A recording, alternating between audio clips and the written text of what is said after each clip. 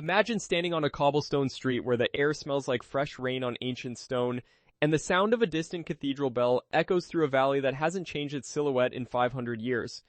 You are not just looking at a postcard, you are breathing in the living history of Germany. Most people think they know what this country is about. They think of precision engineering, heavy mugs of beer, and perhaps a rigid sense of order.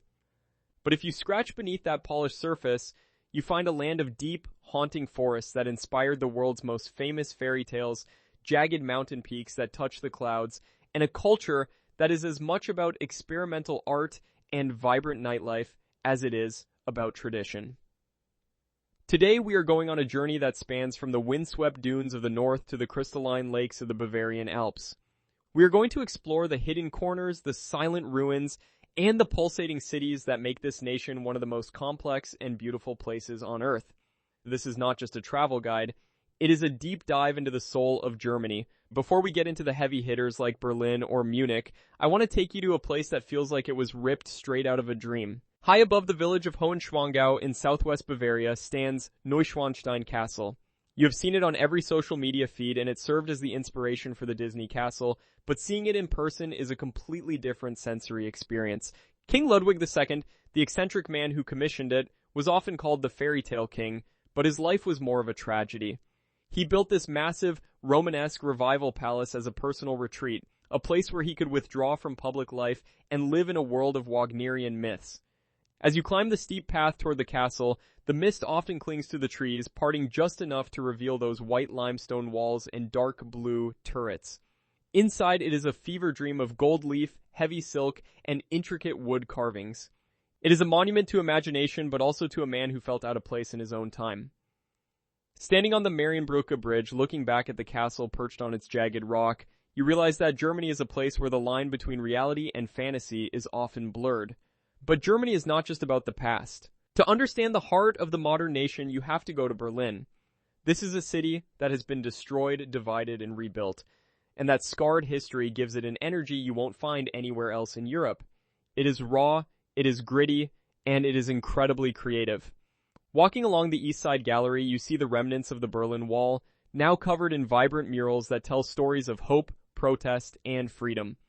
The Checkpoint Charlie area might feel a bit like a tourist trap, but if you walk just a few blocks away into the Kreuzberg or Neukölln districts, you find the real Berlin. This is where the world meets. You can grab a doner kebab from a street stall that has been run by the same family for decades, then walk into a contemporary art gallery housed in a former concrete bunker. The Brandenburg Gate stands as a symbol of unity now, but standing beneath it, you can almost feel the weight of the 20th century. Berlin doesn't hide its wounds, it wears them as a badge of honor, reminding everyone who visits that change is possible, and that even the most divided places can find a way back to each other. If Berlin is the brain of Germany, then the Black Forest is its heart. Located in the southwest corner of the country, this dense evergreen canopy covers nearly 6,000 square kilometers. It is the land of the Brothers Grimm, a place where you half expect to see a gingerbread house tucked away in a clearing. The sunlight struggles to pierce through the thick needles of the pine trees, creating a permanent twilight that feels both eerie and peaceful. Driving the Schwarzwald Hochstrasse or the Black Forest High Road gives you sweeping views of the Rhine Valley and the distant Vosges mountains in France. But the best way to see the forest is on foot. There are thousands of miles of hiking trails that lead to hidden waterfalls like the ones in Treberg, where the water tumbles down 7 tiers of rock. And of course, you can't leave without visiting a local guest house for a slice of traditional Black Forest cake. It is a rich, decadent layer of chocolate, cream, and cherry soaked in Kirschwasser, a potent cherry brandy. It tastes like the forest itself, deep, complex, and a little bit wild. Let's move north toward the coast, a region often overlooked by international travelers who tend to stick to the southern mountains. The Hanseatic city of Hamburg is a maritime powerhouse. It has more bridges than London, Amsterdam, and Venice combined. The Spijkerstadt, the world's largest warehouse district, is a stunning labyrinth of red brick buildings and narrow canals. At night, when the buildings are illuminated and the tide is high, the area feels incredibly cinematic. Hamburg is a city of water and commerce, but it also has a rebellious stake. The Reeperbahn in the St. Pauli district is famous for its nightlife and its history, as the place where the Beatles truly found their sound. It is loud, neon-soaked, and unapologetic. But just a short walk away, you find the Elbphilharmonie, a glittering glass concert hall that looks like a giant wave frozen in mid-air. It is a masterpiece of modern architecture and a symbol of Hamburg's ambition to bridge its industrial past with a high-tech cultural future. For those who crave history that feels even older, the Rhine Valley is the place to be. The stretch known as the Upper Middle Rhine Valley is a UNESCO World Heritage Site for a reason. As you take a ferry down the river, you pass castle after castle, each perched on a rocky outcrop like a silent sentinel. This was the romantic heart of 19th century Germany, a landscape that inspired poets like Byron and Goethe. The Lorelei Rock, where legend says a siren lured sailors to their doom with her song, marks one of the narrowest and most dangerous points of the river. The vineyards here are incredibly steep, with some of the world's best Riesling grapes clinging to the slate soil. Stopping in a town like Bacharach or Rudesheim feels like stepping back into the Middle Ages.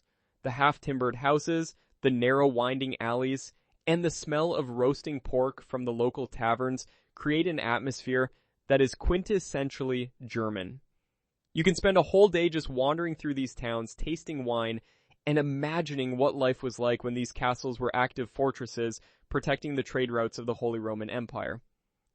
Now let's head to the opposite side of the country, to the city of Dresden in Saxony. Often called the Florence of the Elbe, Dresden was almost completely leveled by Allied bombing during the final months of World War II. For decades, the ruins of the Frauenkirche, the Church of Our Lady, sat as a pile of rubble in the center of the city. But after the reunification of Germany, a massive effort was undertaken to rebuild the church and the surrounding historic center. Today, the Frauenkirche is a stunning landmark of Baroque architecture, rebuilt using as many original stones as possible.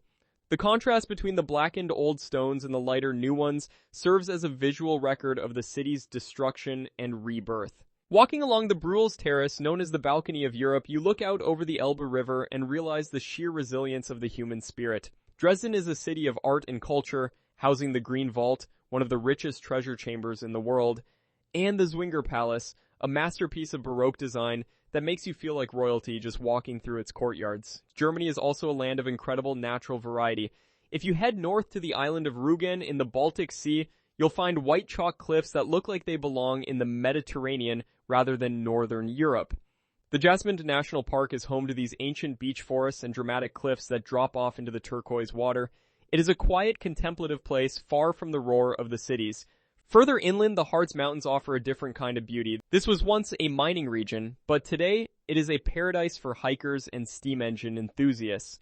The Brocken, the highest peak in the range, is often shrouded in mist and is the setting for the famous Walpurgis night celebrations in German folklore. You can take a vintage steam train all the way to the summit, chugging through the dense pine forests as the coal smoke drifts past the windows.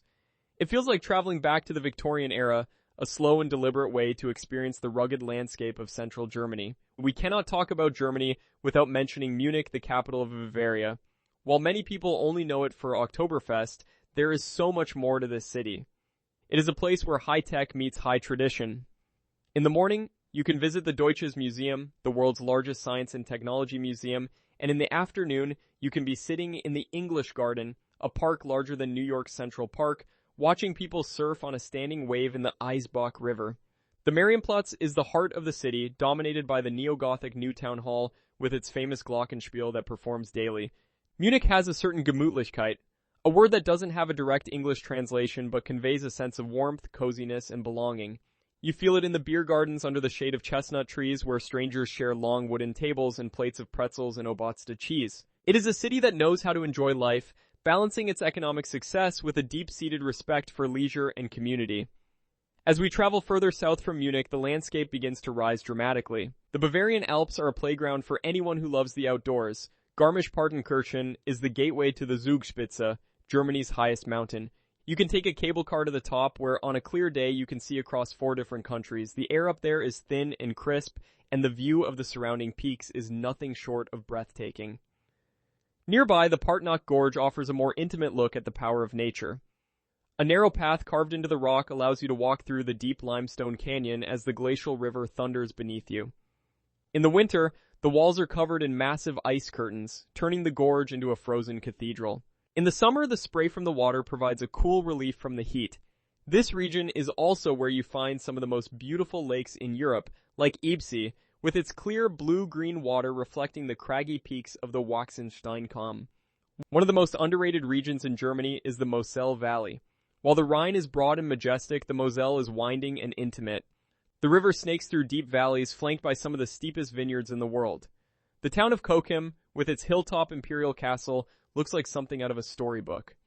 The wine culture here is ancient, dating back to Roman times.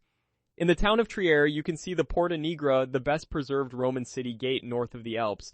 It is a reminder that Germany's history is layered, with influences from the Roman Empire, the Holy Roman Empire, and the various German tribes that eventually formed the nation we know today. Exploring the Moselle is best done at a slow pace, stopping at small family-owned wineries to taste the delicate, mineral-driven Rieslings that the region is famous for. The pace of life here is slower, dictated by the seasons and the river. Let's talk about a city that represents the futuristic side of Germany, Frankfurt. While much of Germany prides itself on its historic charm, Frankfurt embraces the sky. It is the financial heart of the Eurozone, and its skyline, nicknamed Manhattan, is one of the few in Europe dominated by skyscrapers. But even here, history is just around the corner. The Römerberg, the city's historic central square, has been meticulously restored, offering a glimpse of what Frankfurt looked like before it became a global banking hub. The city is also a cultural powerhouse with a museum embankment along the main river that houses everything from classical art to film history. Frankfurt is a melting pot, a place where people from all over the world come to work and live, creating a culinary scene that is as diverse as its population. You can find traditional apple wine taverns in the Sachsenhausen district serving hearty local fare, right alongside Michelin-starred restaurants pushing the boundaries of modern cuisine.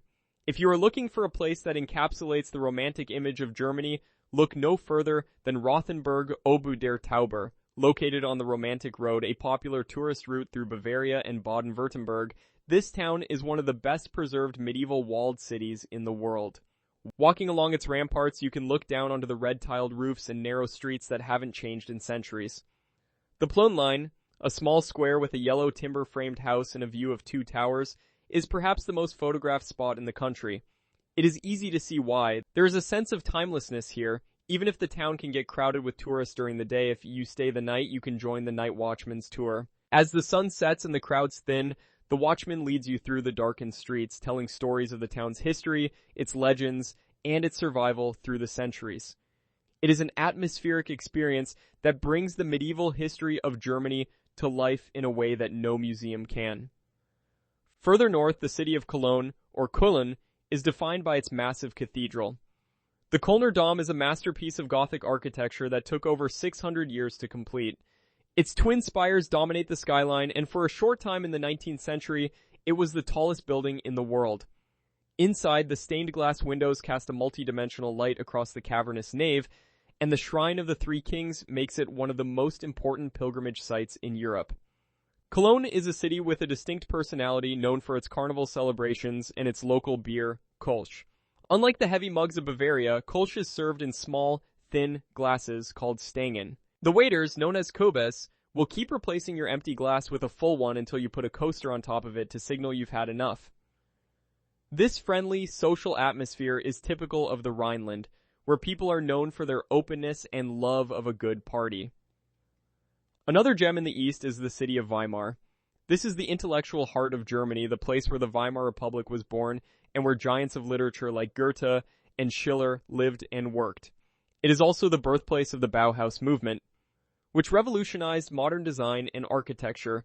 The city is small enough to explore on foot, and every corner seems to have a connection to some major cultural or historical event. The Park on the Ilm, designed in part by Goethe himself, is a beautiful example of an English-style landscape garden, perfect for a quiet afternoon stroll. Weimar is a reminder that Germany has always been a place of intense intellectual and artistic debate, a country that has survived political extremes to emerge as a center of European culture and thought. For nature lovers who want something truly unique, the Saxon-Switzerland National Park near the Czech border is a must-see. This is not the Alps. Instead, it is a landscape of bizarre sandstone rock formations, deep ravines, and table mountains. The Baste Bridge is the most iconic landmark, a stone bridge built into the rock formations that offers dizzying views of the Elbe River below. The area is a paradise for rock climbers and hikers, with trails that wind through narrow rock clefts and up to hidden viewpoints. The mist often rolls through the valley, obscuring the base of the rocks and making the peaks look like islands floating in a white sea. It is a landscape that feels ancient and alien, a stark contrast to the rolling hills and dense forests found elsewhere in the country. We should also take a moment to discuss German cuisine because it is far more diverse than just sausages and kraut. While every region has its local specialties, there is a common thread of quality and heartiness. In the north, you'll find plenty of fresh seafood from the North and Baltic seas like matjes, pickled herring, served with onions and apples. In the west, the heavy influences of French cuisine are apparent, while in the east you find hearty dishes like Königsberger Klopse, veal meatballs and a caper sauce. Bread is a serious business in Germany, with over 3,000 different types officially recognized. A visit to a local bakery in the morning is a sensory delight with the smell of fresh rye, spelt, and sourdough filling the air. And we can't forget the Christmas markets, and if you visit Germany in December, the entire country transforms. Every town and city sets up wooden stalls decorated with twinkling lights, selling handmade ornaments, roasted chestnuts, and Glühwein, a hot spiced wine that warms you from the inside out. It is a magical time to experience the traditions and the communal spirit of the German people.